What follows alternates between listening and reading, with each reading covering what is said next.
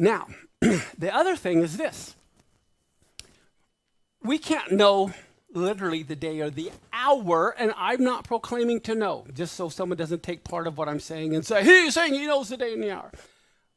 What I am saying is this, and I have to say what I am saying as well as what I'm not saying.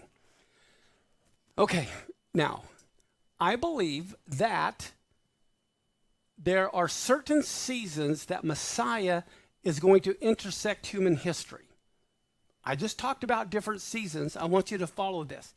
There is a time of a hunting season for the Messiah. The first time he came, it was Nisan to Sivan, or April to June, Passover to Shavuot.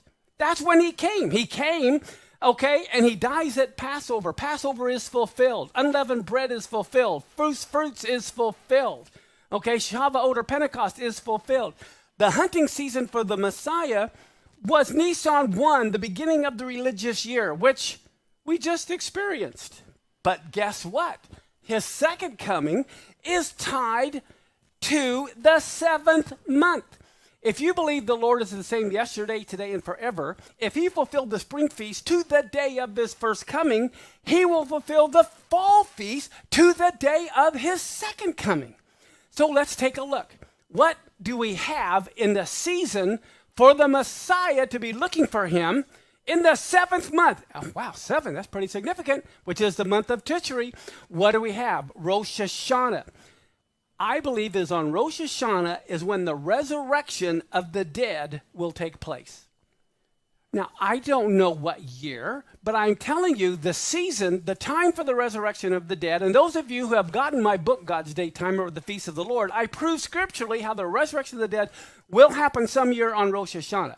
So every year we look for the resurrection of the dead on Rosh HaShanah. But guess what else? The first year of every 7-year Shemitah cycle is when we watch to see if the tribulation begins. How many of you know the prophet Daniel was Jewish? He wasn't a Christian. He wasn't on a Roman pagan calendar. The whole reason they went into Babylon is because they weren't keeping the Shemitah cycle. That's why they were 70 times 7, okay, 490 years, but they didn't keep it every 7th year, so that's why they spent 70 years in Babylon, because they weren't keeping the Shemitah cycle. We know from Daniel, there's 1 week left, right, of 7 years. That cannot begin any moment. It can't begin any year. It has to begin the first year of a Shemitah cycle because it's a Shemitah calendar that's being used. This fall begins a new Shemitah cycle on Rosh Hashanah. So if the tribulation does not start this fall, it can't start for 7 more years. Is everyone following me? When you understand the seasons. So what do we see here? The spring feast had to be fulfilled in order. You can't have Shavuot until he rises from the dead. He can't rise from the dead until he's buried. They're not going to be burying him until he dies. Okay, so they're fulfilled in order. The next feast to be fulfilled is Rosh Hashanah, the Feast of Trumpets, the big blast of the shofar. Okay, and I believe at the first year of a 7-year cycle, this is when the tribulation will begin. Okay, we're going to hear the sound of that shofar some year on Rosh Hashanah, and at that last trump, we will all be resurrected from the dead. I believe Rosh Hashanah is the very day Yeshua is crowned King of Kings and Lord of Lords. Who wants to be there for the coronation ceremony of Yeshua? Party time! Okay, I want to be there for that. Well, guess what? It's going to happen on Rosh Hashanah, and Rosh Hashanah has to be fulfilled before Yom Kippur can be, before Tabernacles can be. And so also, now it may not be the same year, but during this season, we'll see Yom Kippur fulfilled, where Israel will have the blinders removed. They'll understand Yeshua is the Messiah. That will happen on Yom Kippur. It will happen during the feast of the 7th month. Now, what's amazing about Yom Kippur, it is the year of Jubilee is only proclaimed on Yom Kippur every 50 years. And that is incredible. Now, look at the next thing that happens in the 7th month. season of looking for the Messiah. It's the Feast of Tabernacles. So what does that refer to? Okay, first the tribulation has to begin. Then at some point during the tribulation, some year in that same month on Yom Kippur, Israel realized Yeshua is the Messiah. And then the Feast of Tabernacles will be fulfilled, where he tabernacles among men for 1,000 years. This is why in Zechariah 14, all the nations have to come up and keep the Feast of Tabernacles, because they have to honor the Lord as king over all the earth. Now, there's an amazing thing about the Feast of Tabernacles.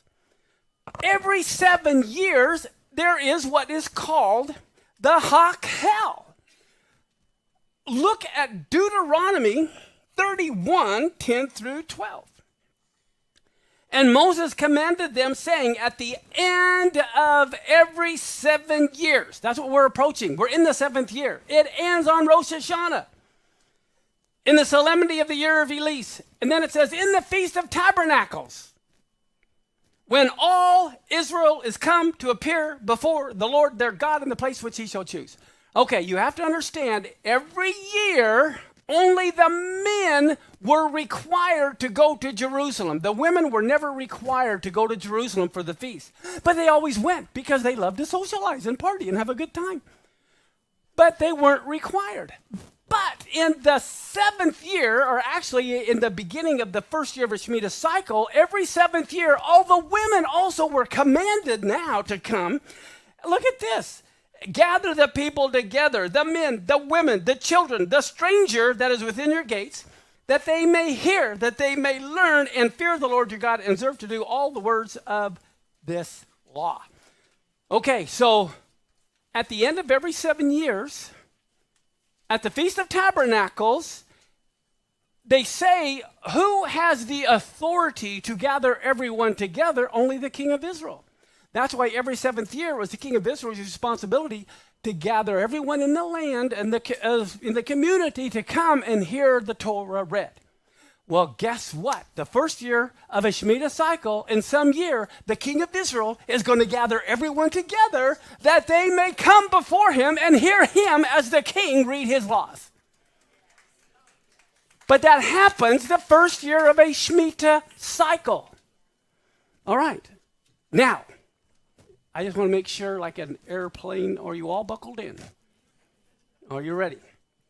This year, and this year only, in the feast of the 7th month, when these 3 feasts fall, it is the beginning of a Shemitah cycle. It is also the year of Jubilee. So what we find this year is incredible in the sense that this year, being the year of Jubilee, we have everything being fulfilled at once.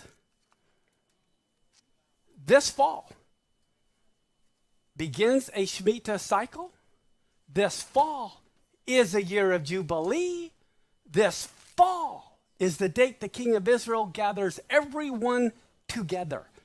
This can only happen every 50 years.